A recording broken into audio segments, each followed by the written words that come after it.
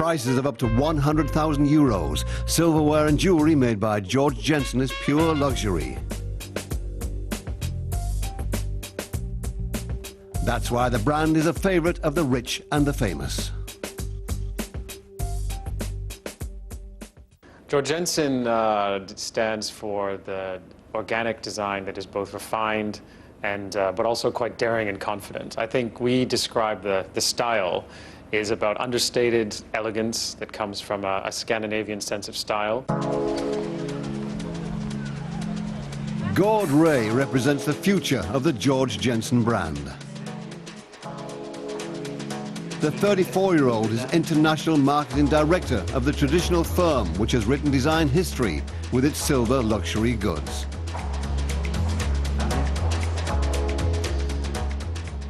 George Jensen's roots and heritage is all in handcrafted silver, and this is an excellent example of a piece from George Jensen himself from 1918 that we still sell today as part of our heritage collection. This is a piece from the mid-30s. It's an example of the Art Deco period and the style that the company moved into. And then this, designed in 1952 by Henning Koppel, we call it the Pregnant Duck, and is an excellent example of Scandinavian functionalism and still one of our most popular selling products to this day. Silversmith George Jensen founded his company in 1904. It was unique because all its products were made by hand. At the time, many of its goods were considered avant-garde. Danes are known to favour functional things, but that doesn't mean they can't be beautiful too. George Jensen's luxury lies in its minimalism. The materials are absolutely pure and precision crafted. This attention to detail is as important today as it was a century ago.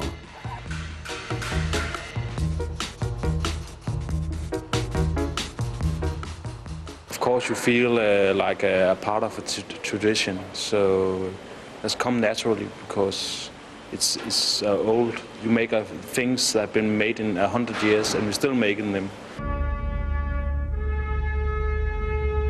Timeless and even futuristic, the cutlery in Stanley Kubrick's 2001 A Space Odyssey came from none other than George Jensen. Its watches also brought the firm international acclaim, like this bangle watch by designer Viviana Torun from 1962. George Jensen has long been a fashion trendsetter. You rarely find products in the world that really look the same as ours, whether it's in the jewelry or in our watches or in our holoware. There isn't really anyone else that's driven by the same design language that we are. And I think that is because we come from the north. We are from Scandinavia. George Jensen is indeed the epitome of Danish design, and has been for more than 100 years.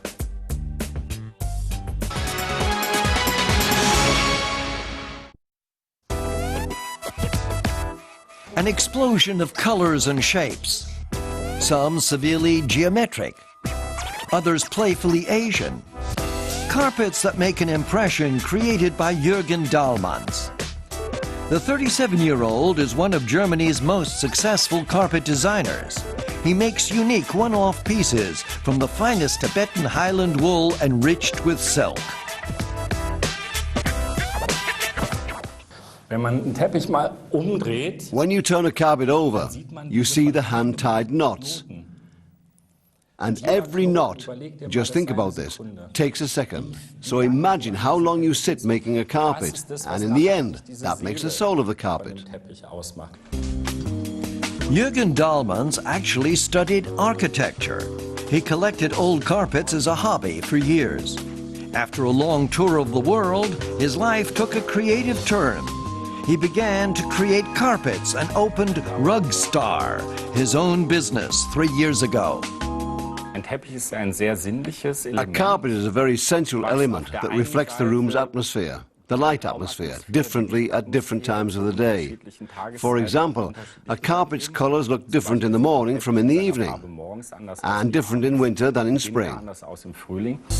These fluffy variations are not confined to the floor. They make impressive tapestries to look at or carpeted seats to relax on. The boundaries between useful objects and art disappear. Colorful choice is in. Trends in carpets are multifaceted these days. On the one hand, colors, very warm colors, are in demand, very intensive colors. On the other hand, the trend is towards individuality. Customers are looking for products that no longer look as though they're bought off the rack. It's this idea of exclusivity that appealed to Professor Berit Sandberg. She commissioned Jürgen Dahlmans to make her 2 carpets. Total cost about 10,000 euros. One of her favorite quotes by Joseph Beuys provides an individual touch. Those who won't think are thrown out. What's special about these carpets for me is to have an individual piece, and to be sure that it's the only one. And above all, that the carpet was created with me, with my ideas. Jürgen Dahlmans also has recently begun to create mass-market products as the only German designer for Swedish furniture giant IKEA. 4 inexpensive, colorful carpet modules that customers can combine for themselves. I think they're very colorful and very attractive, bright and summery. The material feels very nice, very soft. I think it's quite flexible. Fork, a bestseller, on sale in 35 countries. The production run was 1 million pieces worldwide. I think it's wonderful to feel that you've made something you love for so many people. Jürgen Dahlmans is sitting on his next IKEA design. The Berlin-based designer sees no contradiction in combining exclusive design and creativity for the mass market. A challenge with a guarantee of success.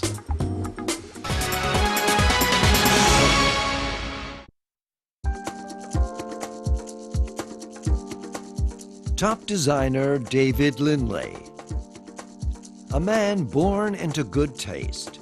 He's the son of the late Princess Margaret, the sister of Queen Elizabeth II. His father, photographer Lord Snowdon, taught his son at a very early age to look at people and things with an unconventional eye. I was very fortunate because both my parents were very artistic and opened my eyes and my sister's eyes to visiting great collections, to museums, and only letting us see a very small amount. So we'd go and see one painting at the National Gallery, one painting at the Wallace Collection. David Lindley sees himself as following in the tradition of the great British artisans of the 18th and 19th century. At the same time, his work incorporates modern ideas. His creations are made in his own workshops. The ideas are born in his studio. He originally wanted to become a painter until he realized he could be just as expressive using wood. The traditional techniques of inlaying have since become his trademark. I went to a veneer merchant, somebody who sells veneer, and I suddenly had my eyes open to the possibilities and the colors.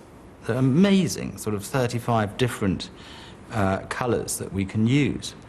And that really does free you up artistically to use, whether it's pictorially or graphically, beautiful designs. The wood used by Lindley is carefully selected by hand. Recently, he started combining it with metal elements. He's interested in creating furniture with a lasting appeal. My father in the 60s, when I was growing up, had very modern taste and right at the cutting edge of buying Scandinavian furniture. And so we lived completely modern lives. Hardly any furniture, very white walls, you know, very, very stark. And so my background is actually modern design. And then I discovered antiques much later on, and then became fascinated at understanding how they were made, the internal workings. Secret drawers were suddenly, you know, part of my life. At first, the royal household was not at all amused by the Viscount's chosen career path. But initial skepticism has since been replaced by a glowing pride. After all, one of Lindley's tables has even been included in the New York Museum of Modern Art's collection.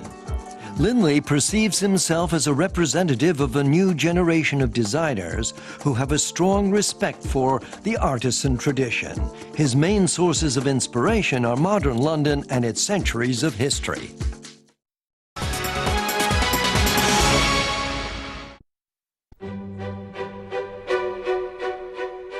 Simple and elegant, these chrome and wafer-thin porcelain creations appear to defy gravity. They were created by Tobias Grau from Hamburg.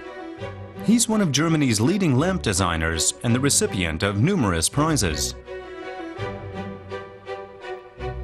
One of his award-winning designs was the Soon. Colorful, trendy, and flexible. It's a table lamp made out of bendy plastic slats. Another is George, a hanging lamp with a polycarbonate shell. It's the first lamp that can change color. Tobias Grau is passionate about light and shape. My heart literally beats faster when I start designing. I love developing new shapes. When I see the mold, I always think of apples. You peel it and something new emerges, and then seeing it actually work is absolutely thrilling. Silk-encased cables combined with top-quality wood. It's a study in unusual materials and sophisticated detail. Grau's love affair with light is reflected in his office outside Hamburg. Designed by architect Hadi Tehrani, it's all oval shapes, wood, and metal.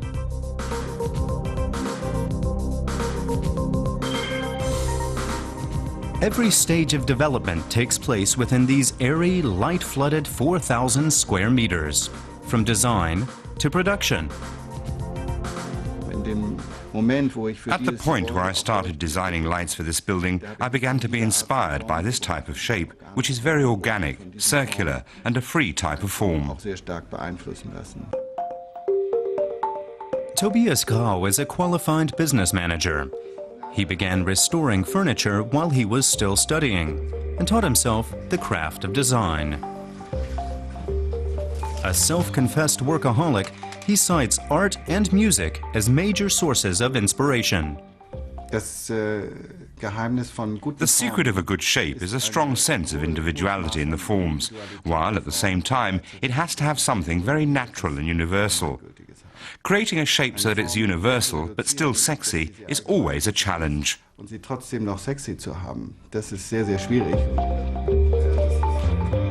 Now 48, he used to sell his lamps in the classified ads. These days, he exports them to over 50 countries. Stilwerk, a Hamburg-designed department store, stocks his exclusive pieces, which can cost up to 3,000 euros. Classic but modern, but too expensive. It's a nice design, functional, and it looks good. I come from Sweden, where you can also buy them. I think they're lovely, gorgeous. But Grau's lamps don't just decorate private homes. They're also hanging in the offices of the Deichtorhalle, Hamburg's museum for photography. Tracks of light are fitted along filigree cables. One of his greatest challenges in recent years was designing the lighting for a recently opened new terminal at Hamburg Airport. Tobias Grau is always dreaming up new ideas. He's an innovator and a perfectionist, forever seeking new forms of lighting.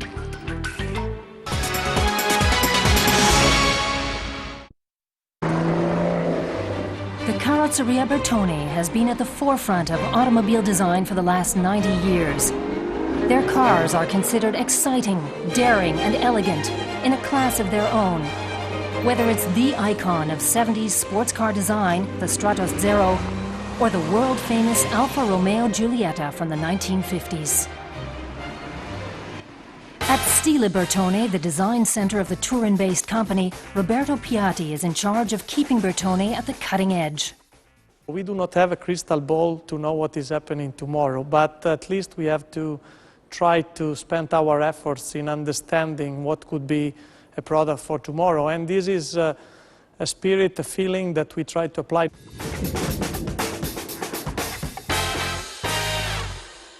The story begins in 1912 when Turin was developing into the heart of Italy's auto industry. It was too early for mass-produced cars at the time, so company founder, Giovanni Bertone, focused on building carriages. It wasn't until after the First World War that he turned his attention to automobiles. The company expanded, and soon every Italian carmaker had turned to Bertone to develop at least one of its vehicles. In 1950 came the Alfa Romeo Giulietta. Giovanni's son Nuccio took over the helm, and Bertone began building its own cars, sports cars. The company produced more than 70 models in Nuccio's lifetime, like the Lamborghini Miura or the Countach.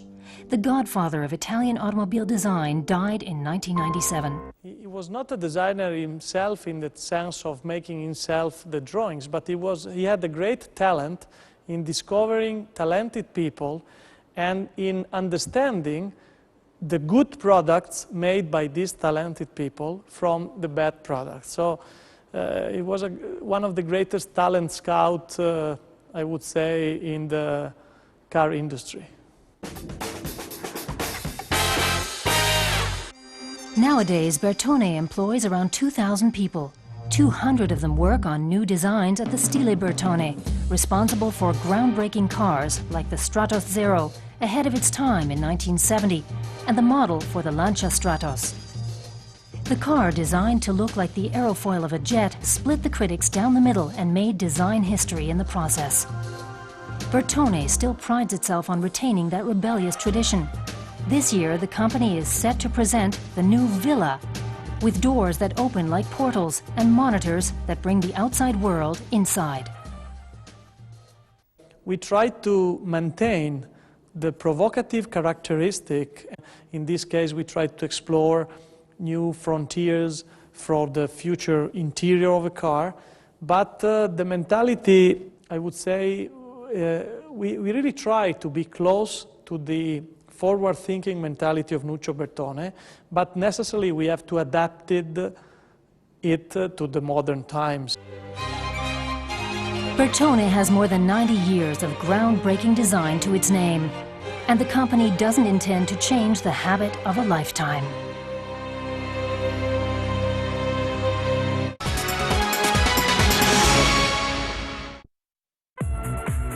A playing card dress, another patterned with old Latin script, even a jacket designed as a little wooden cupboard.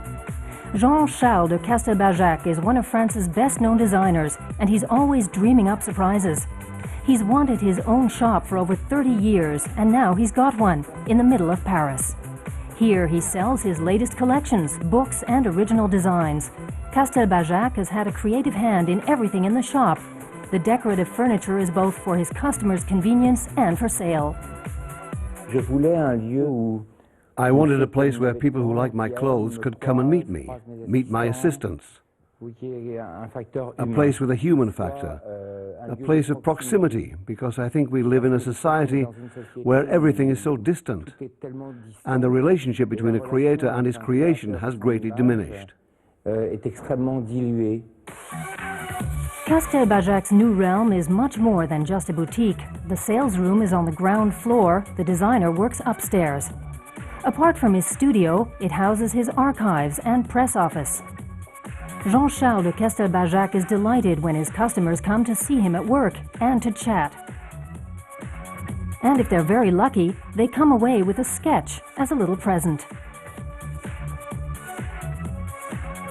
Castelbajac loves the color orange and teddy bears, so there are plenty of both in his shop.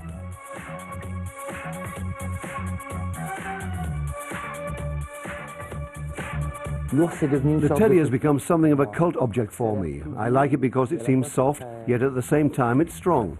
Camouflage patterns are also typical of Castelbajac. Camouflage has associations with my family background. I like it because I come from a military family. Then I realized that it's a very good definition for me, because it's a way of hiding, and because it symbolizes the link between the city and the countryside, between two worlds. I've been transforming this Louis XVI chair for 20 years. I enjoy giving it different forms of interpretation. I think things only have a right to exist if they're in constant development. Jean-Charles de Castelbajac has turned to comics for his latest collection.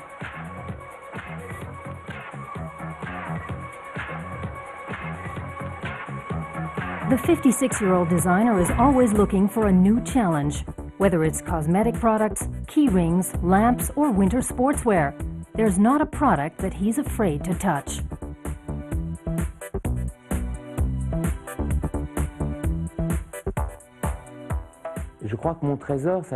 I think my gift has always been my imagination. I have a natural process whereby when I see something, I transform it in my subconscious. If I see a department store, I want to turn it into a catwalk. If I see a teddy bear, I want to make it into a coat. His latest project was to design 8 special versions of the smart car, and it's no surprise that Jean-Charles de Castelbajac's favorite is the camouflage version.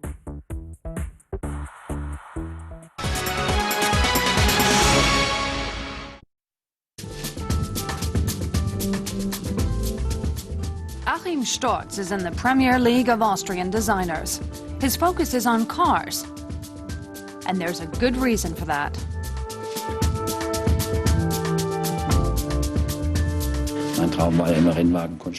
Making racing cars was always my dream, so I've always had a very close relationship to cars, to extreme forms of cars.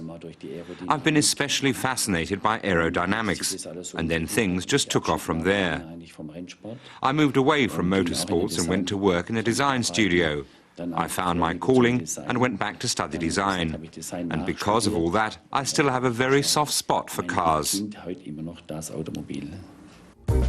From helicopters to bathtubs, Achim Storz has had ideas to make every aspect of life just a little bit more pleasing to the eye. He developed an entirely new brand image for a leading European manufacturer of bathroom fixtures. The concept covered the individual products, interior design, and the company headquarters.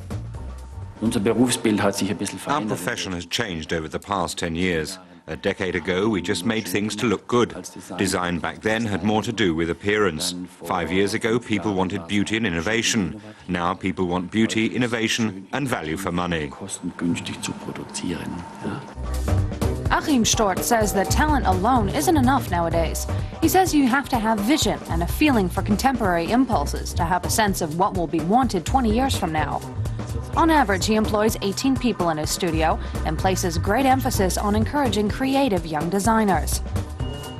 The team concentrates on delivering ideas. It specializes in advanced design, ideas for the future. The crew here in Zell am See truly think sometimes way ahead of the rest of the world. Our customers require us to think on a large global scale. That's why we try to get people from around the world onto our team. It means we look to design colleagues from all over the place, the United States, the whole of Europe. So we make the effort to form a team of people from very different countries. There's a long way to go from the basic idea to the modeling stage. The customers often do little more than suggest details or general directions. Storz believes in organic, rounded forms for automobiles. His priorities have changed since he started his career as a car designer back in the 1970s.